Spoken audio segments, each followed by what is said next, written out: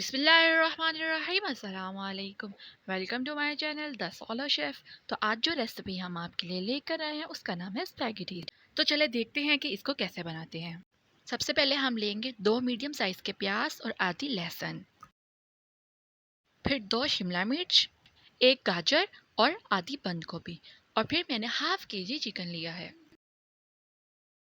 और फिर स्पैगेटीज़ के अंदर जो हम मसाले डालेंगे वो हैं हाफ़ टेबल स्पून ग्रैंड जीरा, हाफ़ टेबल स्पून कुटी हुई लाल मिर्च, 1/4 टेबल स्पून लाल मिर्च, 1 टेबल स्पून काली मिर्च, 1 टेबल स्पून ग्रैंड धनिया, और आखिर में 1 टेबल स्पून नमक डालेंगे।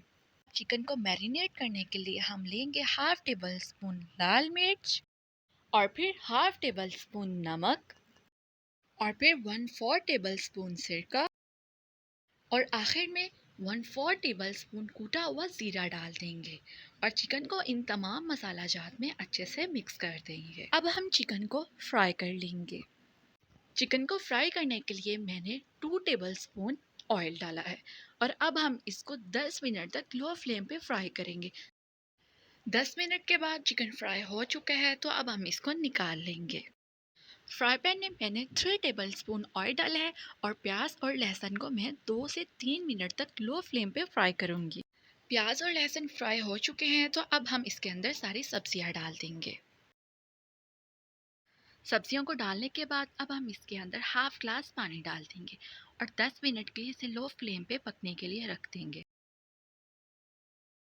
10 मिनट के बाद अब हम इसके अंदर चिकन डाल देंगे, और चिकन को सब्जियों में मिक्स कर देंगे। और फिर इसके अंदर वो मसाले जो मैंने आपको शुरू में बताए थे, सारे इसके अंदर डाल देंगे।